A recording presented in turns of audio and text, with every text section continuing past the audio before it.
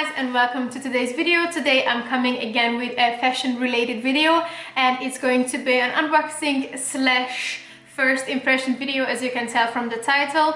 I've been eyeing this bag for some time, I would say 2-3 months maybe, but I've seen it on the website. I actually didn't know that this bag existed in this canvas material as well, because as far as I knew it was only in the textile version, but lucky me, it does exist in canvas and I like it way more than like the OG version of it. So when I first saw it, I was like, I really wanted it, but I've been buying way too many things, so I thought, no, I have to wait with it and see if they're still gonna have it. If they do, it's fate, I have to take it. And guess what, they still had it, so I just decided to surprise myself with it.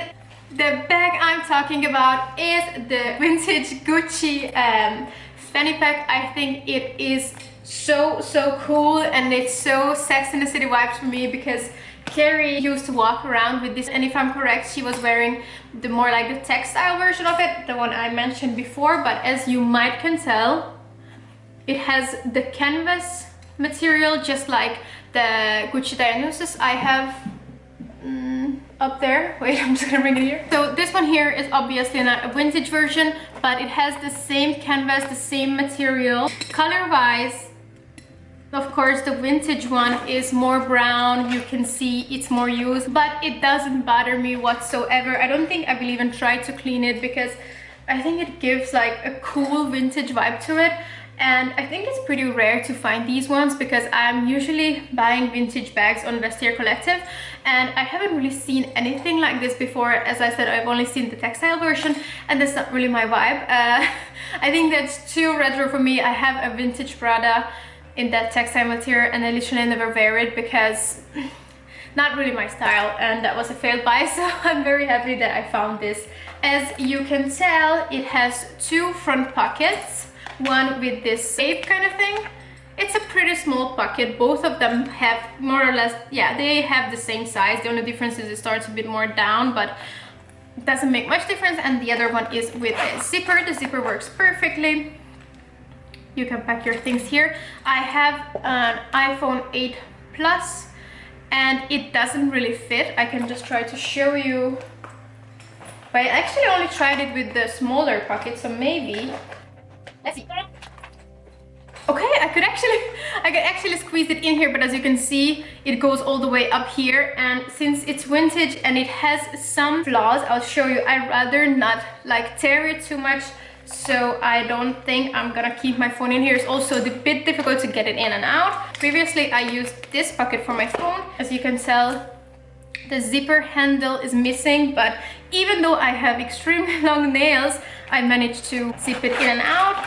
And it has like a full pocket here. I can easily put my phone in, and I still have some space for some other stuff. Obviously not too big things, because it would look kind of silly. I think it looks nice in this like thin way, and it shouldn't be too pegged up. Basically, that is the whole bag. It has again a textile strap. It has a silver hardware. You can easily open it in and out. And you can also adjust it. And that's the thing I really like about it, because it makes it super versatile. I'm planning to use it, or at least I used it this way, in this length. Maybe a little bit longer, because I've been adjusting since I came home with it. But the good thing is, as you can tell, I can easily wear it over blazers, as the one I'm wearing now. I can also put it on the side if I prefer to do that, or entirely in the back. Like, it's up to you what you prefer. Then it looks a bit weird with this, but it's all about preference. It's all about how you prefer to wear it. But I made it longer, not even the longest version of the strap. Then I could actually have it over my winter jacket, and that's something I really need, because I think it's kind of annoying if it's a fanny pack or a belt bag and you can only have it under your jacket, because when you need to get stuff out, then it's just going to be annoying. But it's not the case with this one. Of course, I haven't tried it with extremely big, puffy or faux fur jackets, but I think I could find a way to it, or you know, if it doesn't fit, I can have it under or just use a different bag, so it's not the end of the world. But I just think it's super cool. It has a vintage vibe, but as the canvas is coming back to style and Gucci is using this material kind of a lot these days, it also has a modern vibe to it. I actually like that it has the leather detail, and I don't know, I think I can't say enough good things about it because I'm really so in love with it. And the price, I think it was such a great bargain. I bought it in a Danish vintage luxury web shop, and it is called Luxury by Ho. I don't know if that's how you pronounce it. I'm just gonna either put a picture up here or link it down below. They always have a lot of vintage bags, and I think they have really good prices, because I know some other places online, also Danish web shops, I would rather not name them, but some of them are a bit overpriced, because as I said, I mainly look on Vestiaire Collective for vintage or used bags, and I think they have an okay price, especially that you can negotiate, and then they have the authenticity or authentication system as well, so it's a pretty safe way to buy used luxury items. But I was super happy with Luxury by Ho's service, because I found this on the website, and if I'm correct, yes, I paid 2,400 Danish crowns. I'm gonna put it in different currencies as well here. I think already that was a pretty good price for a bag like this. But in my opinion, not all the flaws were mentioned or shown in a picture on the website. So for example, you can see here, yes, it has a little hole there. There was a little bit of cracking up here, you might can tell, and I think it was glued together. It also has some cracking up here. And you know, these are small also here on the corners. It shows signs of use, but I wouldn't call it extremely bad. It's all in all, it's still in a pretty good condition. When I'm wearing it, probably no one else can see it unless they go really close and stare at my bag, and even if they do and it has a few, you know, mistakes, then what, it's a vintage bag, so that's what you can almost expect from it.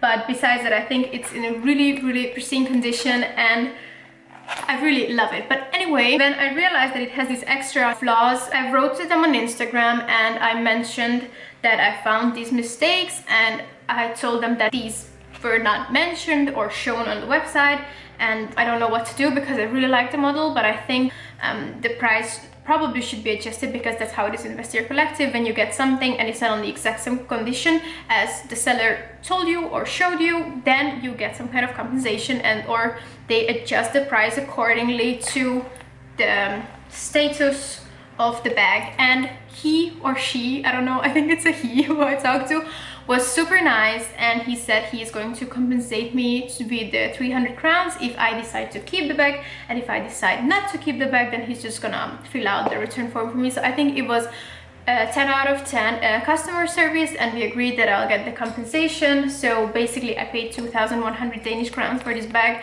I think it's a very reasonable price, especially that after this I looked on Vestiaire Collective, and the prices for the textile version is like 3,000, sometimes 4,000, and they're not even pretty. Come on, I mean, sorry if you are watching and you have that bag.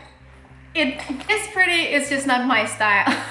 So yeah, I was going after this, so I'm very happy that I got it, and I got it in this condition. I agree that probably it's not everyone's style, but I think if you're considering buying this bag, go for it.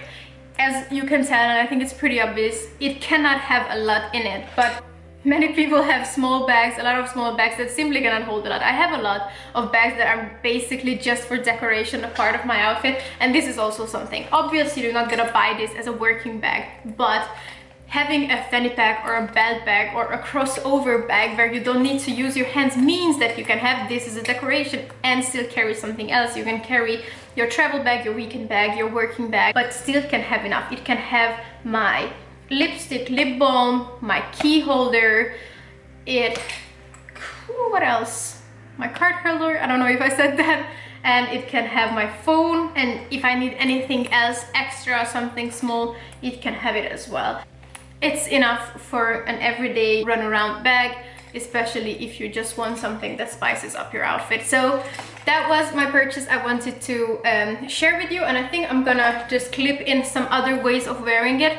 I'll definitely try to wear this as a belt bag as well, but probably not as many times as I'm going to wear it as a crossover. So as you can tell, now it's a bit more like a waist bag, but I could also have it as a total belt bag. Let's try it without the blazer.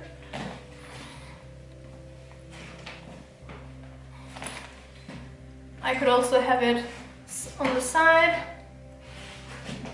You know, it all depends on your outfit, how you want to wear it, but I think it's just so cool. It's a super simple outfit and still it gives so much.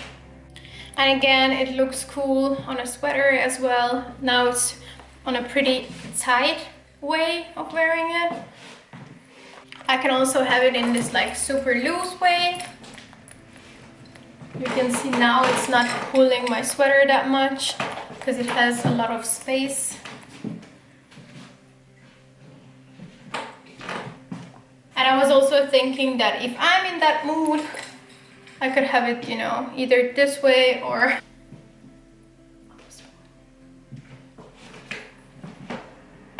And one last way, I have a sweater, a tank top, and a super oversized jacket on, and see, I can still easily have this.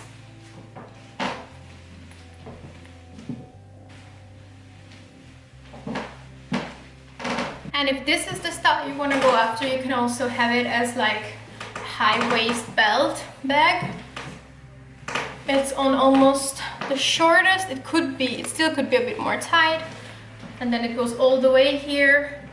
It holds your jacket up. It gives me some waist.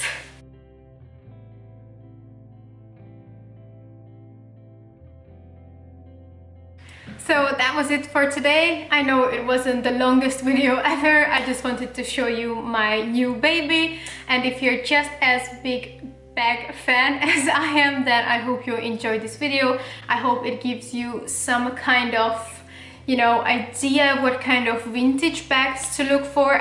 And don't be shy, share your opinions with me in the comment section below. Tell me if you would like to wear this bag, if you could imagine having this in your wardrobe, or if you're even thinking about buying it. I think I'm going to try to put some links down below from some of the vintage places where I usually look for vintage bags. So if you actually want to buy this bag, you can just find them there.